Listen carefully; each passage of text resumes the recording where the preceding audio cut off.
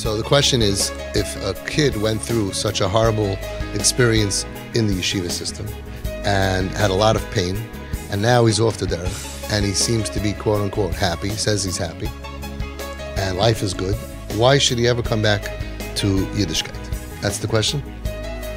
Okay, the answer is, there are many, many points to this, but the answer is as follows.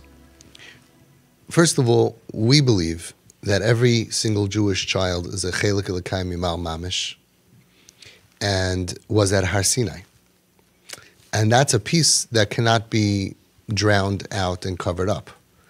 And since that is who we are, we're never going to really be able to live a life without Torah and Ruchnius and feel truly fulfilled. So even though if it was anything else, let's say he was in painting school and he had a horrible experience and was abused by the teacher there and was thrown out, you can live the rest of your life, I'm never going to paint. If it was anything else, you can shut down, you say, I'm never going to do that. You have a bad experience going to visit Europe, you're never going to Europe again. You could do that with everything, but you can't deny who you are. We have kids who were officially atheists, who are today Shomer Torah mitzvahs. We have kids who were written off. I have many, many stories of kids who you would say, why? And all of a sudden that same kid, you see the power of what a Jewish soul is. You see, it's unbelievable. We had a kid in Home Sweet Home who before coming to Home Sweet Home, Shmad, he was Christian. He baptized himself. So if I would have asked you, is this kid ever going to come back? If I would have told you everything that he did from 15 to 17 years old, you would say, no way. But he's married today with frum kids. They all come back. Everybody comes back to their roots, to their shirish. Everybody eventually gets over the pain and trauma. It's true. The more pain there is, the longer it'll take. But eventually everybody does tshuva. And that's what we believe. Yishmael did tshuva. Yishmael, who could be worse than Yishmael? But Lamaisa, he did tshuva before he died.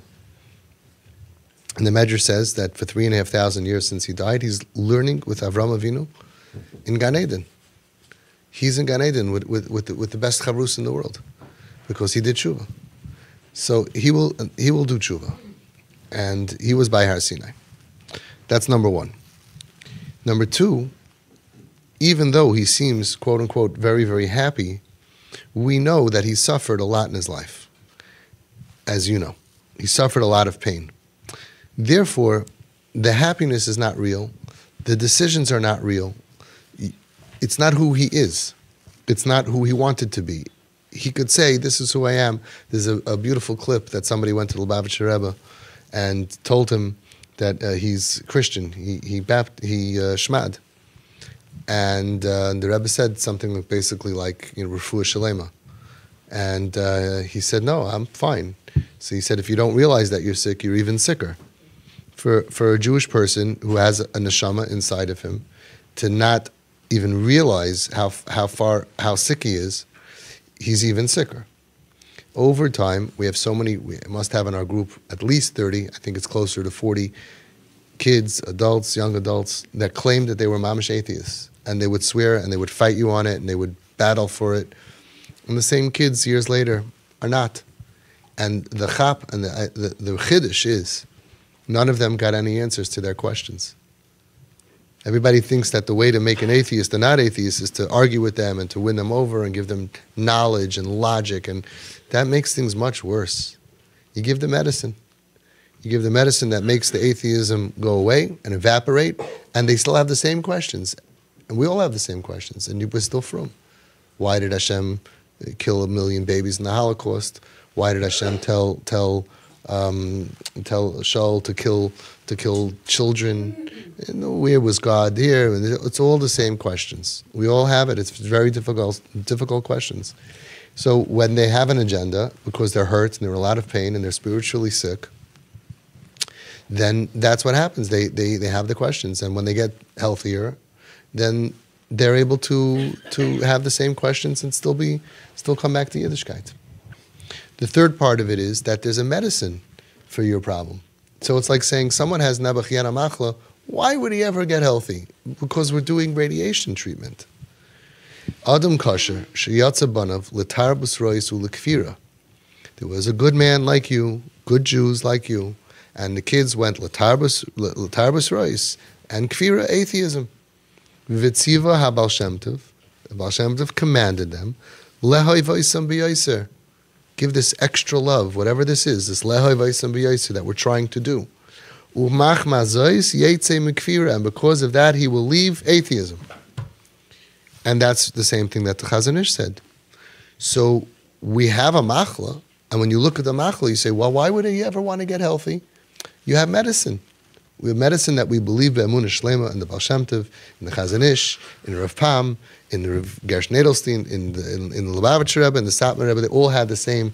I have a collection of hundreds of stories. They all ended up with the same medicine. And as Rav Gershon Shlita said, Zuhi hatrufa hayechida. This is the only medicine. So when you see somebody with fever, they have 104 fever, why would he ever want to be healthy? I have Tylenol. So Baruch Hashem, we have a derech. We have a derech that has had tremendous hatzlacha. 4 kids who are in his matziv, and even worse. And we believe what the Baal Shem Tov said and the Chazon Ish said. And we're really not asking him to do anything to become different. We're not saying, will he become a black belt? No, he won't become a black belt. To be who you are, to get over the pain that was caused to you, to change your mindset and to strive for a higher connection, for a life of purpose and meaning, is going to happen be'ezus Hashem to every kid. I hate to sound morbid, but there are some kids that maybe it's going to be Be'er Levaya and they're going to say Kaddish and they're going to come back. Now, my dream is that we should live to see it and enjoy it. You shouldn't have to wait for that.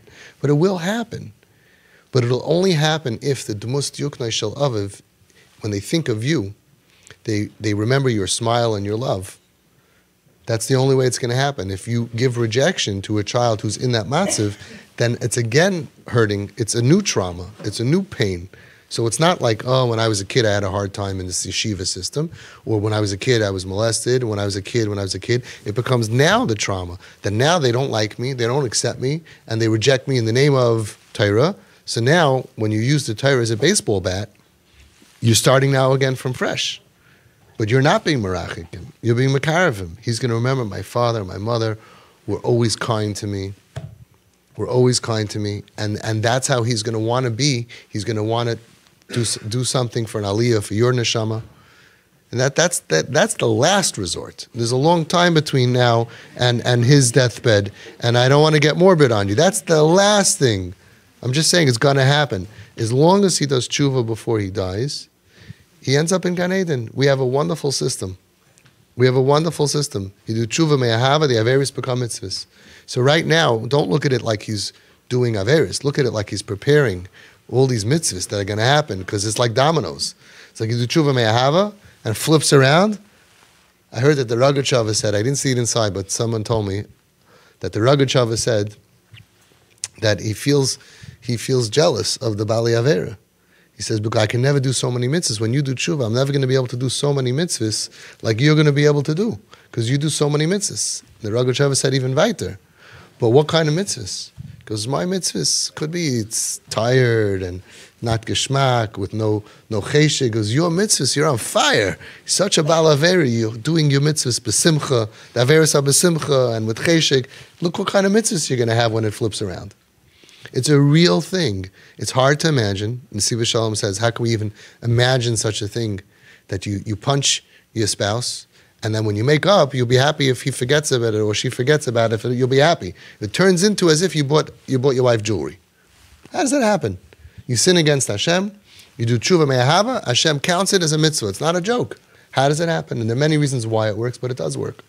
So right now he's doing a lot of smart groundwork, and he's going to make sure that one day he's going to do tshuva me'ahava. He's going to have millions and millions of averis. Anyway, we don't really look at them. We don't know. Anusim, shaygig, messed up, chaylim, shaitim, I don't know what they are. We're not in the Bezin Shalmala, we're not in the Bezin Shalmata, but it's not so pashut, the whole story. Another thing is, he's going to heal over time. People get traumatized from being in a system that spits you out, or whatever his pain and trauma is. Over time, he's going to get over it. It becomes 10, 15 years ago. It's not current. And another thing is, people mature over time. I see these kids that I dealt with in Home Sweet Home. They were 15, 16, 17, 18. You become 35, you get older. I had a crazy story. I told you this story. Home Sweet Home, true story. All my stories are true. Home Sweet Home volunteer calls me up. He says, you're not going to believe this. You're not going to believe this. I'm trying to get an account from a company, a pretty decent sized company, and I'm dealing with a CFO, chashuv a guy, for already with email for a few months. And finally, we had a conversation on the phone for the first time. I'm talking to the guy, and his voice just sounds familiar. I know this voice. He goes, after a few minutes, I tell him, does the name Avi Fishoff mean anything to you? So the guy says, sure. I was in Home Sweet Home. This kid was in Home Sweet Home, was working in a Sfarim store for $8 an hour, and this guy, my friend, was a volunteer. And now, 10 years later, he's going to this kid to try to get his business because he's a CFO of a company, married. He's unbelievable. Unbelievable. I have a cousin of mine that just got a job at a new thing. He was in construction. He got another job. He's working for one of my Home Sweet Home boys. I mean, the guy has a serious company. He's doing really well. So, life at 16, life at 18, life at 20, life at 25 is different. You're 30, you're 35, you're 40. Life could be very long. They mature. A lot of things can change along the way.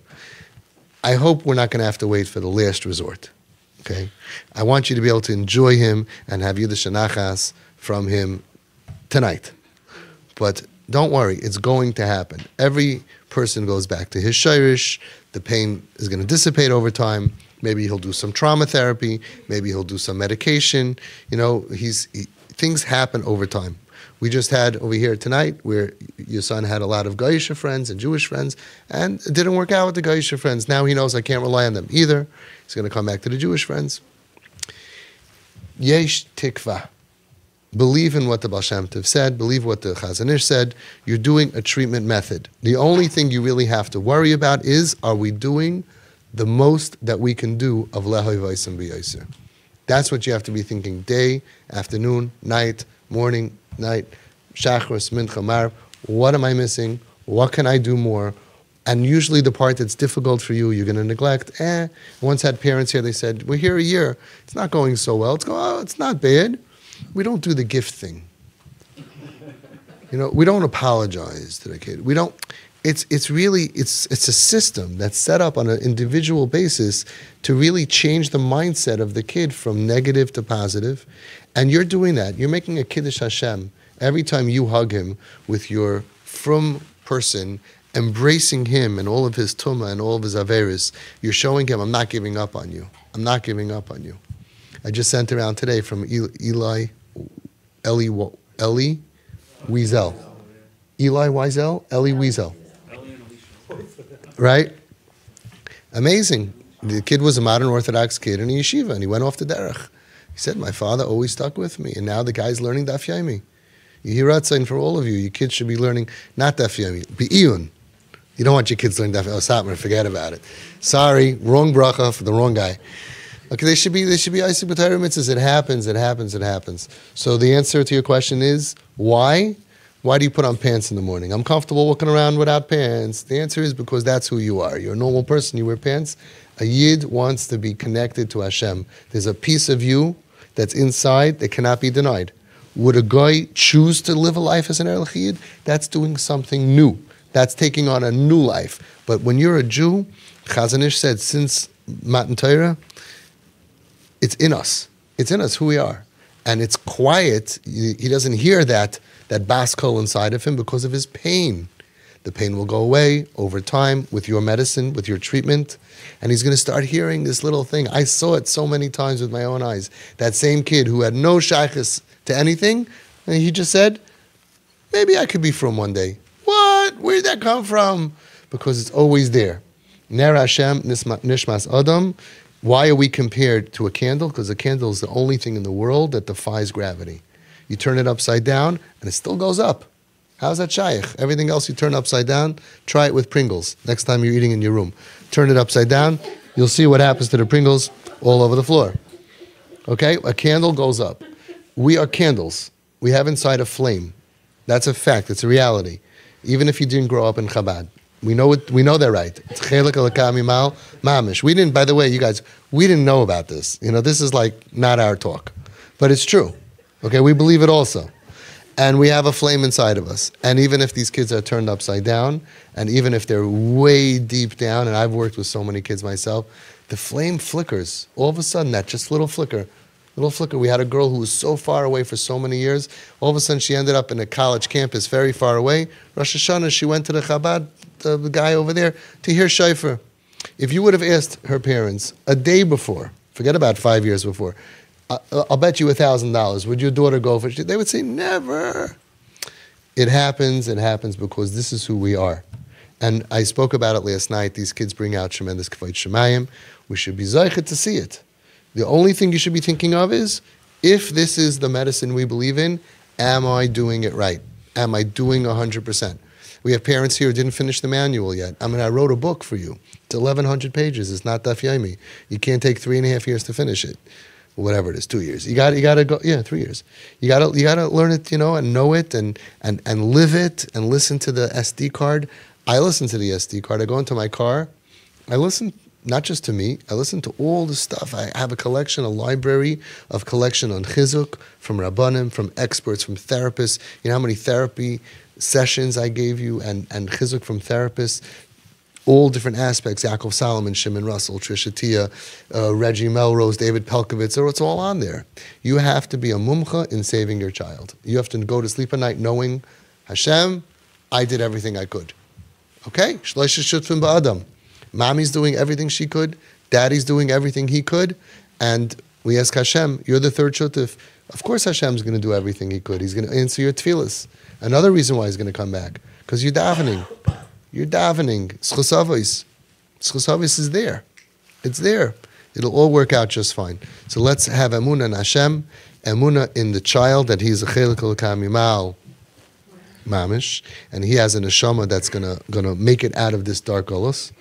The neshama is in darkness, and he's gonna make it out. And let's have faith in what we're doing. Faith in the words of the Baal Shem Tov, and the faith in the words of the Chazon Ish. And also we have, Baruch Hashem, already so many kids that pulled out of this. Mitzvah Hashem, it's going to happen to you too. The last thing I want to say is, the tefillah, I think, of the tzibur in this room, of you angels that are davening for each other, is potent. Is mamish, mamish, mamish. When you say the tefillahs that we say at the end, it's so powerful to Hashem, because you're mamish able mispala ba'ad chaveroi. You're davening for each other. You're living with each other. You're imay anaychi b'tzara. It's not a small thing. It's amazing. So we're also all davening for you and for everybody in the room.